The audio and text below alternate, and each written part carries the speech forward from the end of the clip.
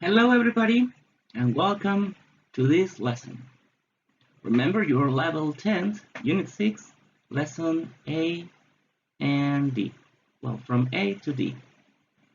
In this session or in this lesson, the goal for the lesson, students will listen to all the material.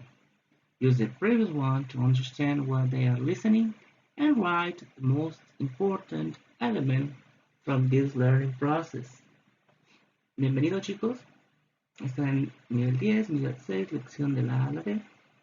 La meta de esta lección es que los estudiantes escucharán todo el material, usar lo visto antes, previamente, para entender lo que están escuchando y escribir los elementos más importantes de este proceso de aprendizaje. Okay? Well, we are going to start with the first text. I hope you're ready.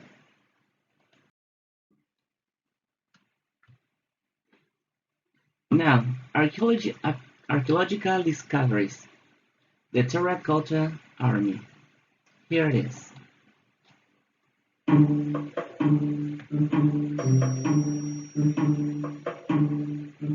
The Terracotta Army.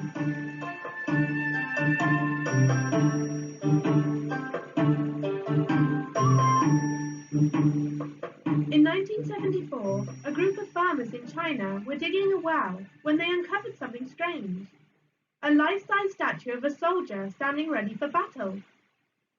When the area was excavated later by archaeologists, one of the most incredible archaeological finds in history was revealed. A whole army of terracotta soldiers that have been undisturbed for over 2,000 years. These statues were made to guard the tomb of Qin Shi Huang, the first emperor of China. In ancient China, the dead were buried with their possessions because people believed that they could be taken into the afterlife with them. Qin Shi Huang wanted to be sure that he took all his belongings with him, including his army, so he ordered his men to start working on it when he was just 13 years old. Around 700,000 men worked on building the elaborate treasure-filled tomb surrounded by an army of clay soldiers until the emperor's death. Each one of the statues is unique. They each have their own individual facial expressions and features. Some have moustaches, others have beards, and they are all different heights and builds. Some people believe that each one was modelled on the real soldiers of the first emperor's personal army. In total, there are around 8,000 soldiers all lined up for battle in different pits, alongside bronze horses and chariots, and an armoury of weapons spread over 50 square kilometres. The splendour of the burial site shows just how powerful Emperor Qin Shi Huang was. During his reign, he brought the different states of China together to form the First Chinese Empire, and he made the written language, the money, and the laws the same for everyone. The first great fortresses that would become part of the Great Wall of China were also built during his reign. Strangely though, despite his importance and power, after his death, the emperor's tomb was forgotten and remained untouched for 2,000 years. Today, the first emperor's tomb is a protected UNESCO World Cultural Heritage Site.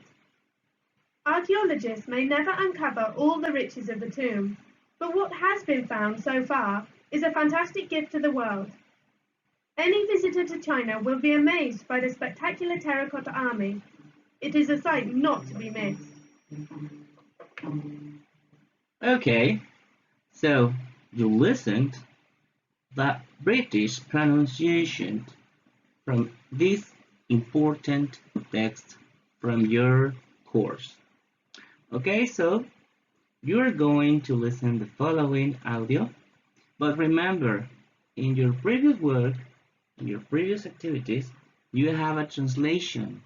I wrote paragraph by paragraph the correct meanings. Okay, so let's continue with the following text.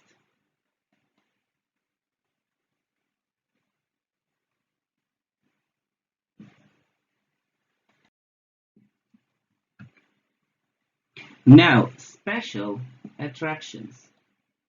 Remember, you are going to listen to the audio again, and please pay attention to every single detail and how to produce sounds in English. Listen.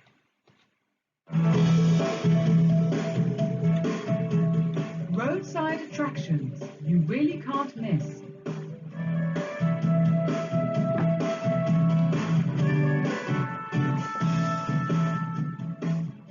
Our towns, cities, and motorways can be transformed by unusual buildings, statues, and huge roadside attractions.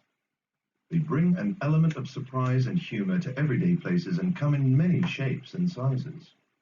Here are some of the largest roadside attractions in the world. How would you like to stand in the mouth of the world's biggest dinosaur? It might sound scary, but this is no ordinary dinosaur. This creature is made out of steel and fiberglass, stands 26 meters tall, and weighs an astonishing 65,770 kilograms. Since it was first opened, it has been toured by thousands of visitors to Drumheller in Alberta, Canada. You may think the climb up the 106 steps inside is scary, but visitors are entertained all the way up. Dinosaur bones and fossils have been put on display in cases lining the stairway. Also, the walls have been painted with beautiful murals by a local artist, and the fantastic view from the mouth of the beast makes the whole climb worthwhile. If you are ever in Queensland, Australia, why not stop at Woombye to visit the big pineapple? This 16-meter-high fruit is made out of fiberglass and has been a popular tourist attraction since 1971. This huge creation was built at a pineapple plantation and wildlife reserve. Australian animals like koalas, kangaroos, and emus can be seen there, and people can take a ride around the plantation on a nutmobile or on a small train. There's also a restaurant, and anyone who has a sweet tooth will be dazzled by the selection of sweet treats made from pineapple and other tropical fruit. People driving along Cannon Road to Bagayo City in the Philippines have all noticed the same thing: a giant lion's head. The head is 12 meters high and has been carved out of limestone. Snacks and drinks can be bought from nearby stalls, and miniature souvenir lion heads may be found there too. A trip to Bagayo wouldn't be complete without posing for a photo next to the mighty beast. So if you are ever driving down Cannon Road, don't forget to stop off for a nice break.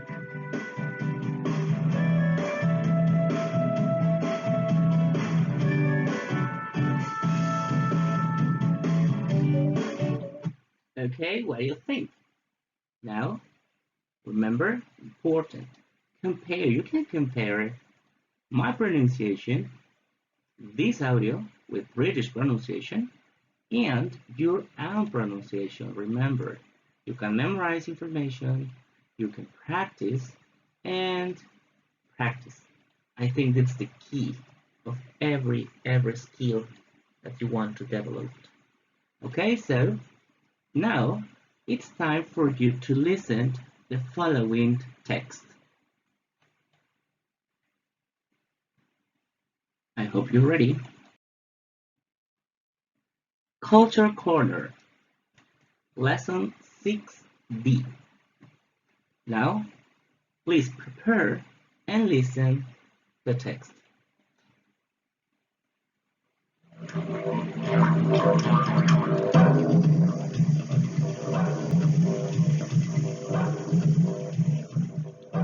The Garma Festival.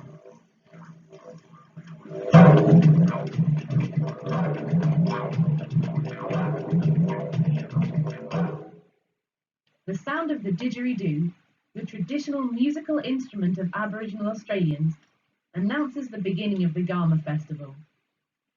This annual celebration of Aboriginal culture is a call to all people to come together in unity. During the festival, visitors enjoy the traditional art, dance, music and song of the Yolngu tribe. But Garma is not just about the ways that the Yolngu did things in the past. The Garma Festival is also about their future.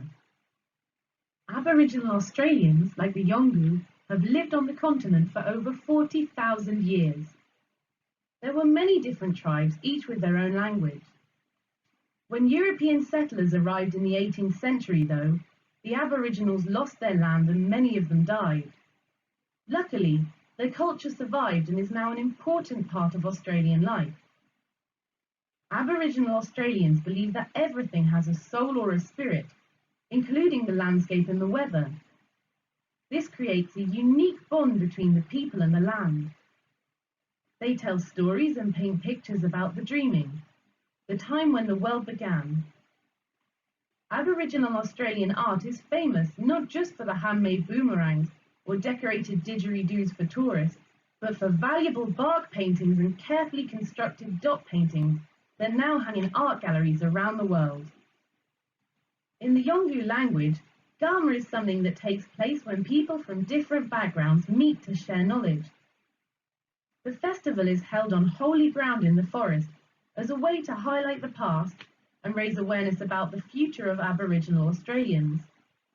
There are traditional dances and didgeridoo performances, but there are also gatherings to discuss ways of investing in the native people and their land.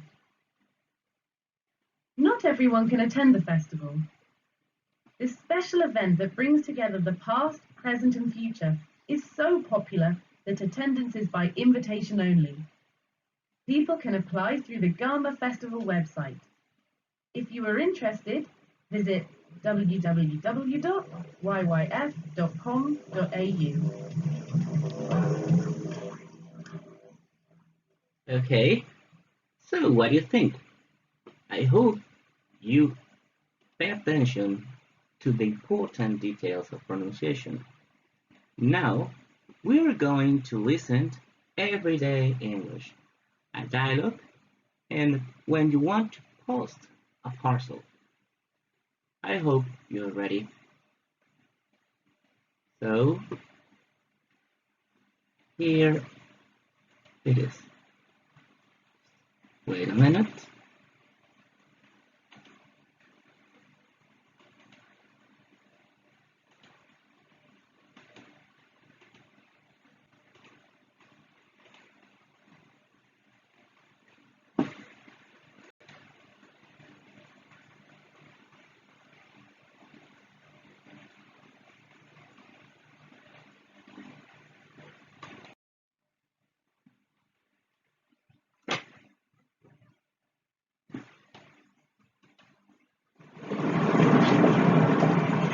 Hello, how can I help you? Oh, good morning. I'd like to post this parcel to Poland. Certainly. Could you put it on the scales, please? Sure. That's 200 grams. How would you like to send it? What are the choices? Surface mail is £1.89, air mail is £2.29, and registered post is £7.15. I'll send it by airmail, please. Okay. Can you fill in your name and address and a description of what's in the parcel on this form, please? Okay. Shall I just write that it's a gift? Actually, the description has to be more detailed than that. Oh, right. It's a boomerang painted with Aboriginal art. That's fine if you just write that. So that's £2.29 then, please. Here you are. Thank you very much. You're welcome. Well, students, that's it from audios. Now, you're going to do a final activity, which is more significant because you are going to choose. Well, let me show you, and after that, I'm going to explain you.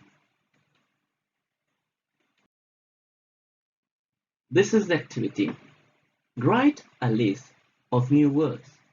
They should be different from the check these words. Remember, in every lesson you have checked these words, the vocabulary, but choose different ones. Take them from the text and 10 more expressions that you don't know. Practice your pronunciation. Here you are going to write a word, only a word, then the meaning in Spanish. After that, you are going to write an expression, a sentence, a complete sentence. And you have to write the meaning in Spanish also. Okay, guys? Well, this is the last activity from this week. Now prepare for the exam, and I hope to see you soon. Bye bye.